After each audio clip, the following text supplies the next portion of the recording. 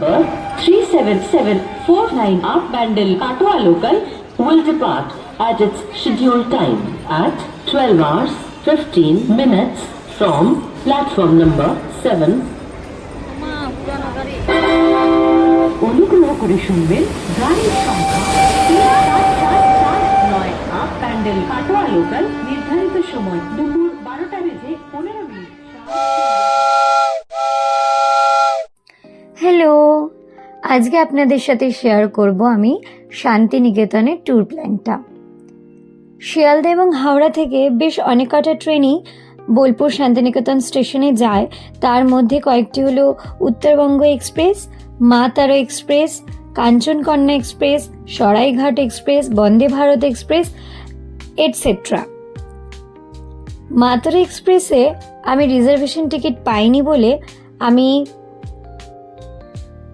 কিছুটা break journey করে বোলপুর শান্তিনিকেতন স্টেশনে পৌঁছাই।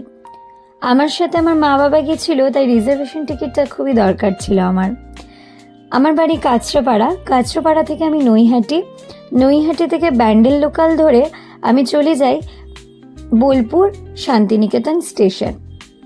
আমি যে ট্রেনটিতে করে গেছিলাম তার নাম জামালপুর কবিগুরু এক্সপ্রেস। ট্রেনটি 2টোর সময় নামানোর কথা ছিল, কিন্তু নামিয়েছে 2:30-এর সময়। আমি আগে থেকেই টোটো বুক করে গেছিলাম। ডেসক্রিপশন বক্সে আপনাদেরকে টোটোওয়ালার নাম্বার দিয়ে দেব। অন্যান্য টোটো কাকুদের থেকে আমি যে টোটোতে গেছি সে অনেকটাই কম খরচে আমাদেরকে ঘুরিয়েছে শান্তিনিকেতন।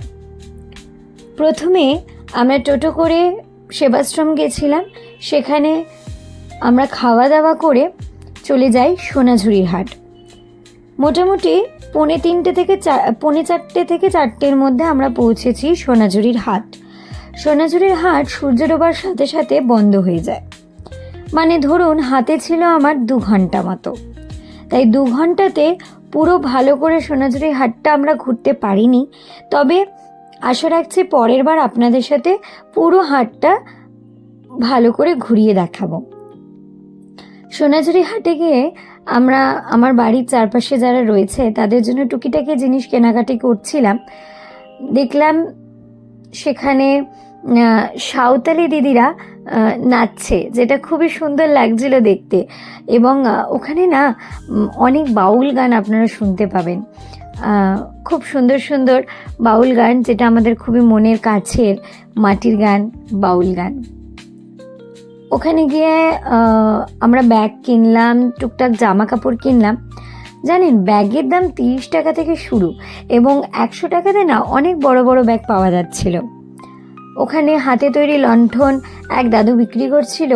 বাচ্চা ছোট ছেলেগুলো, মেয়েও আছে, ওরা না ওই সুপুরি, নারকেলের যে ছোবা হয় সেগুলো দিয়ে খুব সুন্দর হোম ডেকোর তৈরি করেছিল।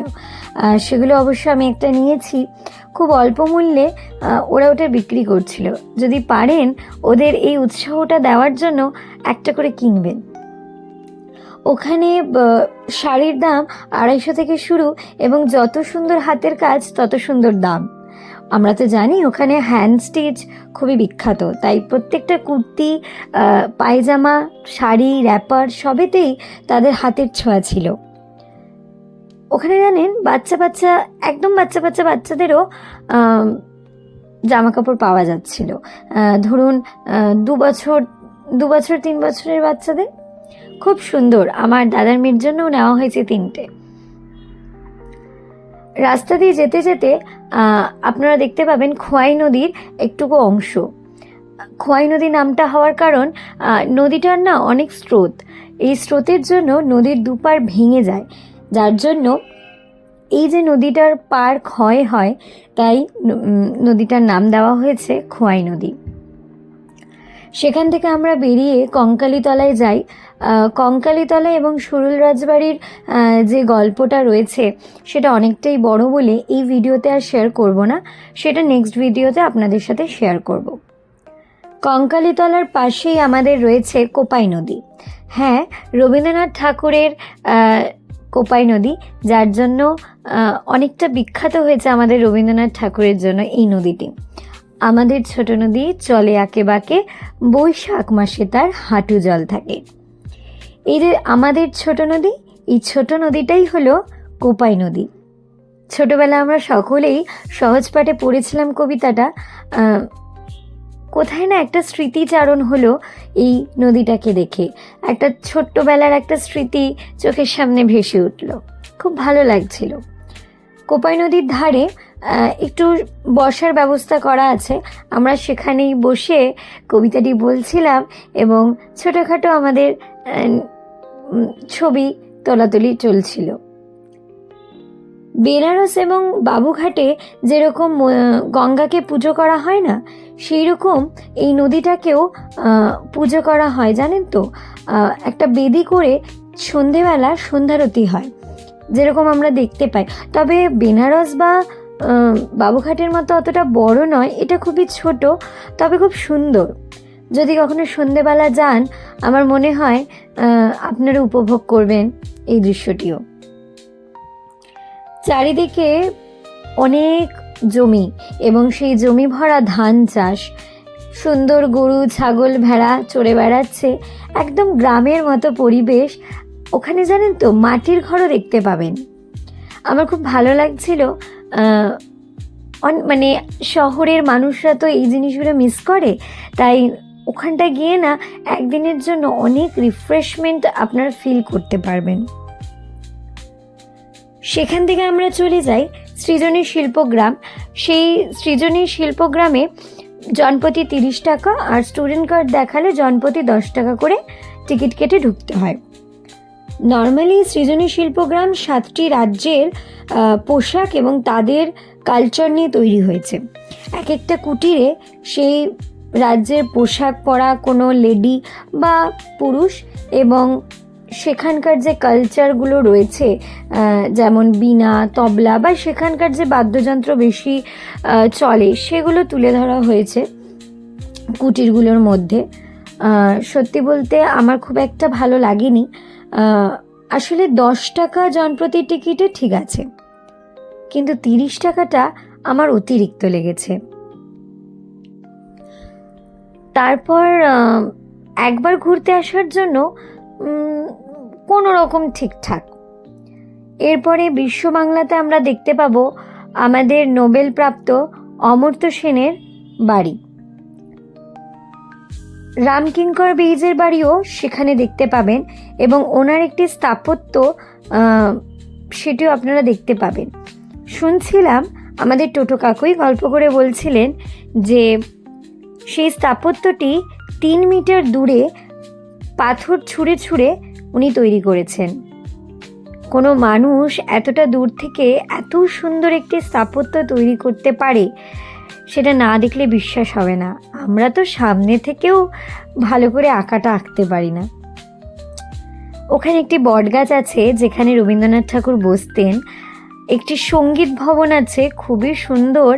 আপনারা তো জানেনই যে আগেকার দিনের যে মানে বাড়িগুলো তৈরি হতো, সেগুলো একটা আলাদাই মাহাত্ম্য আছে তার।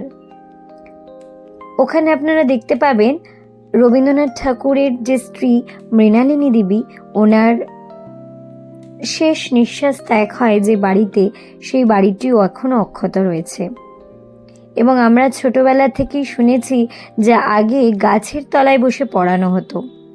সেই গাছের তলায় বসে পড়ানোর জায়গাটাও খুব সুন্দর করে বিশ্বভারতীতে সংরক্ষণ করে রাখা হয়েছে এখনো।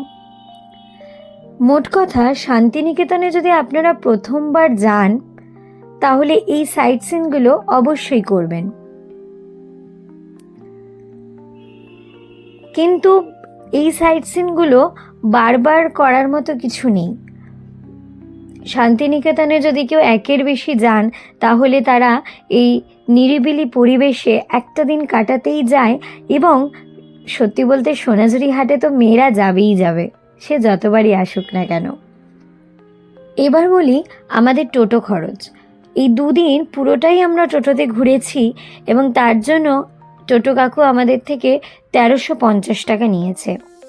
একদম স্টেশনে তোলা থেকে শুরু করে স্টেশনে ড্রপ করা পর্যন্ত যত জায়গায় ঘুরেছি, ওনার ওই 1350-এর মধ্যেই আমাদের ঘুরিয়েছেন এবং সাথে আমাদের সাথে অনেক গল্প শেয়ার করছিলেন শান্তিনিকেতনের।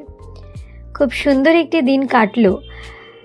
আসার সময় আমরা মা তারা এক্সপ্রেসে এসেছি, যেটা ডাইরেক্ট নৈহাটিতে নামিয়ে দেয় এবং সত্যি বলতে অন টাইমে নামিয়েছে। খুব ভালো কেটেছে শান্তিনিকেতনের ওই একটা দিন। ও হ্যাঁ, আপনাদের তো একটা কথা বলতেই ভুলে গেছি, সোনাঝুরি হাটের টক মিষ্টি দই আর ক্ষীর এটা মাস্ট ট্রাই, ঠিক আছে? যারাই যাবেন সেটা কিন্তু খাবেনই, না হলে আপনাদেরই মিস হয়ে যাবে। টক মিষ্টি দইয়ের দাম ছিল 20 টাকা ভার আর ক্ষীরের দাম ছিল 40 টাকা ভার। Thank you. ভালো লাগলে লাইক, কমেন্ট অ্যান্ড সাবস্ক্রাইব করবেন। বাই।